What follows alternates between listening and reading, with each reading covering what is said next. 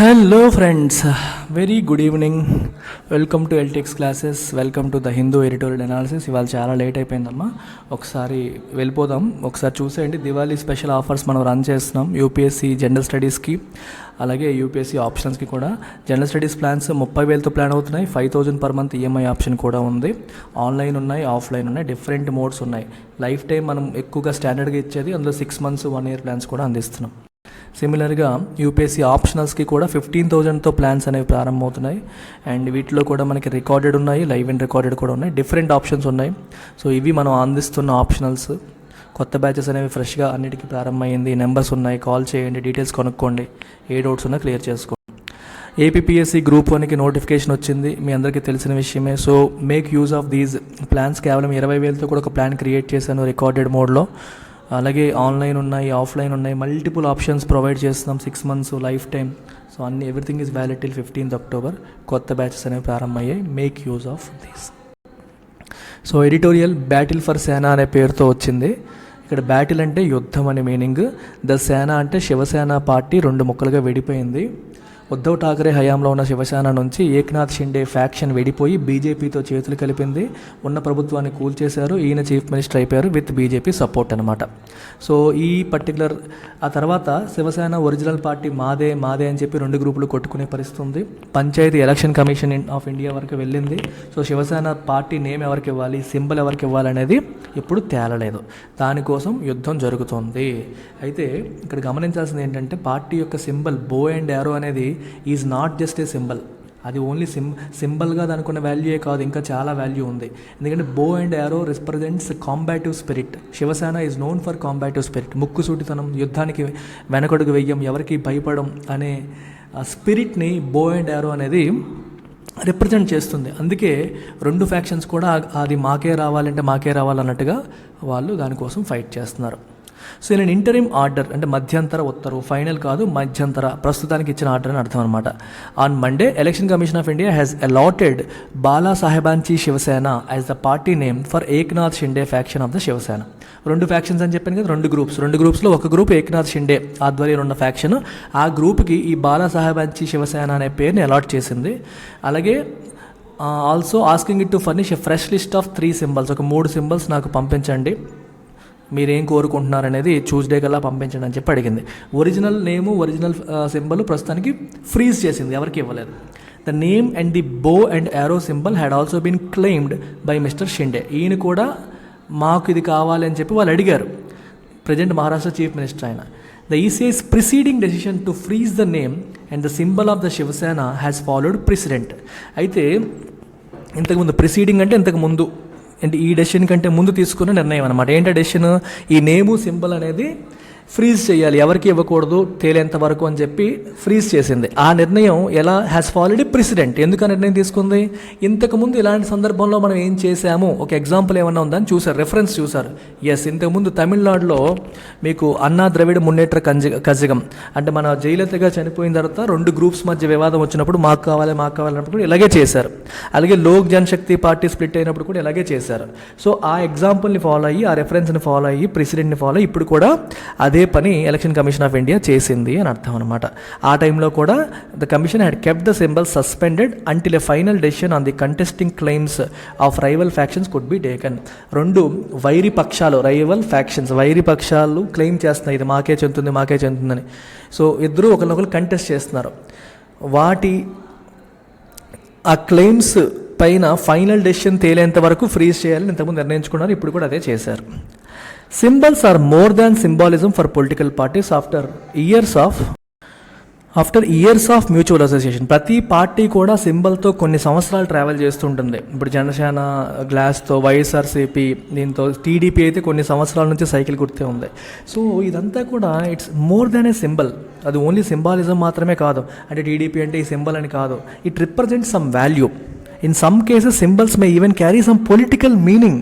For example మనకి శివసేన గురించి మాట్లాడినప్పుడు bow and arrow represents its ideology, combative spirit.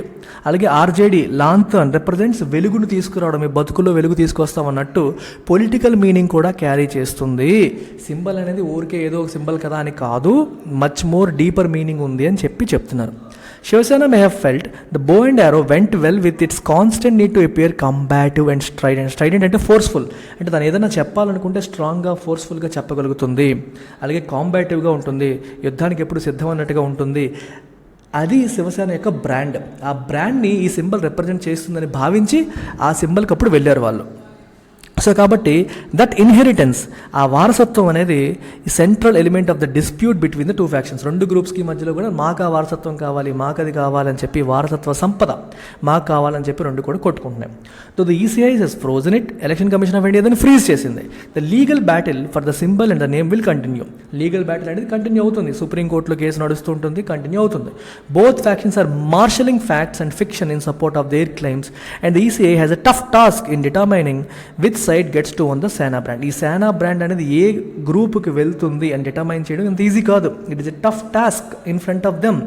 And రెండు గ్రూపులు కూడా ఏం చేస్తున్నాయి, మాదే కరెక్ట్, మాదే ఒరిజినల్ వారసత్వం అని చెప్పడానికి రకరకాల ఫ్యాక్ట్స్, నిజాలు, అలాగే ఫిక్షన్ కొన్ని క్రియేట్ చేసేసి కూడా వాళ్ళ క్లెయిమ్స్ని, అంటే వాళ్ళ యొక్క వాదనని సపోర్ట్ చేయడానికి they are marshaling these facts and fiction. Marshal అంటే get all of them together, అన్నిటిని కలిపి తీసుకొచ్చి సపోర్ట్ చేసే ప్రయత్నం చేస్తున్నారు. మార్షలింగ్ ట్రూప్స్ అని ఆడతారు. యుద్ధం అయినప్పుడు బార్డర్ దగ్గరికి India is marshaling its troops, మోహరించడం, అందరినీ తీసుకురావడం, ఒక గ్రూప్గా తీసుకెళ్ళడం, ఆ మీనింగ్ వస్తుందన్నమాట. అలాగే మన మాటే కరెక్ట్ అని ప్రూవ్ చేయడం కోసం అవసరమైన ఎవిడెన్స్లు, ప్రూఫ్లు అన్నీ కూడా రెండు గ్రూపులు చేస్తున్నాయి. ఈ గ్రూప్లో ఒక ఆయన Shinde is an ally of Bharatiya Janata party that is in the power at the centre. Eknath Shinde present Maharashtra chief minister. Uddhav Thackeray Shiv Sena నుంచి స్ప్లిట్ అయిపోయాడు, ఇప్పుడు నాదే శివసేన అని చెప్పి అంటున్నాడు. ఆయన బీజేపీకి, సెంట్రల్ అధికారంలో ఉన్న బీజేపీకి ఫ్రెండ్ అనమాట, కలిసిపోయారు ఇప్పుడు. Who gets to inherit the legacy of Bal Thackeray? Bal Thackeray is the original founder of Shiv Sena. So Bal Thackeray యొక్క లెగసీ, వారసత్వం అనేది ఎవరికి వస్తుంది అనేది has a huge bearing on the political fortunes of the both. వాళ్ళ రాజకీయ భవిష్యత్తు పైన, వాళ్ళ ఫ్యూచర్ పైన ఇది ఒక చాలా ఎక్కువ ప్రభావం చూపే అవకాశం అనేది ఉంది అని అంటున్నారు. Though there is a legal battle for the name and symbol of Shiv Sena, the inheritance will be fundamentally settled through politics. అయితే నేమ్ ఎవరికి వస్తుంది, సింబల్ ఎవరికి వస్తుంది అనేది లీగల్గా సెటిల్ అవుతుంది. కానీ నిజమైన శివసేన బాల్ ఠాక్రే వారసుడు ఎవరు, శివసేన ఒరిజినల్గా ఎవరికి చెందిందని ప్రజలు తెలుస్తారు. ప్రజలు ఎవరికి ఓటు వేస్తారో ప్రజలు వాళ్ళని నమ్మినట్టు అనమాట. పాలిటిక్స్లో సెటిల్ అవుతుంది. Whichever faction will be seen as the more real Shiv Sena by the public will win the battle. ప్రజలు ఏమనుకుంటున్నారు, లా ఏమనుకుంటుంది, ఈసీ ఏమని, సుప్రీంకోర్టు ఏమనుకుంటుంది అనేది ఒక ఆస్పెక్ట్. కానీ ప్రజలు ఎవరు నిజమైన వారసులను అనుకుంటున్నారు అనేది డిసైడ్ చేస్తుంది. అదే వాళ్ళే బ్యాటిల్ గెలుస్తారు, regardless of who gets to keep the symbol and the name. పేరు ఎవరికి వెళ్ళనియండి, సింబల్ ఎవరికి వెళ్ళనియండి, అల్టిమేట్గా పీపుల్ డిసైడ్ ఎవరు ఒరిజినల్ వారసులు అనేది పీపుల్ ఎలక్షన్స్లో తేలుస్తారని చెప్పి చెప్తున్నారు. Therefore both factions are leaving no stone unturned to demonstrate their public support. అందుకే ఇద్దరు కూడా ప్రజల సపోర్ట్ మాకే ఉందని చూపించడానికి అన్ని రకాల ప్రయత్నాలు చేస్తున్నారు. They are leaving no stone unturned, అంటే ఏ ఒక్క ఆపర్చునిటీని విడిచిపెట్టకపోవడం. ఇది ఒక ఇడియం అనమాట. లీవ్ నో స్టోన్ అన్టర్న్డ్ అంటే ఏ ఒక్క అవకాశము కూడా వదలకుండా trying every possible course of action ప్రయత్నం చేస్తున్నారు. మాకే పబ్లిక్ సపోర్ట్ ఉందని ప్రూవ్ చేసుకోవడానికి, చూపించుకోవడానికి, డెమాన్స్ట్రేట్ చూపించుకోవడం. ద దసరా ర్యాలీ చేశారు. The most notable event on the Shiv Sena annual calendar. Shiv Sena annual క్యాలెండర్లో మోస్ట్ నోటబుల్ ఈవెంట్ ఇది. ఏది? Dasara rally. Had 2 iterations this year. ఈ సంవత్సరం 2 సార్లు, అంటే 2 వెర్షన్స్ జరిగాయి. ఒకటి addressed by mister Thackeray at the traditional venue of Shivaji park. ఒకటి శివాజీ పార్క్లో ఠాక్రే ఆధ్వర్యంలో జరిగింది. The other by Shinde 6 kilometres away. ఇంకొకటి ఏక్నాథ్ షిండే ఆధ్వర్యంలో 6 కిలోమీటర్స్ అవతల జరిగింది. The first electoral test for the factions will be on November 3. మరి ఈ 2 ఫ్యాక్షన్స్కి ఫస్ట్ ఎలక్టోరల్ టెస్ట్ ఎప్పుడమ్మా? November 3న ఒక ఎలక్షన్ జరగబోతుంది. తెలిసిపోతుంది ఎవరి లెక్క ఏంటని.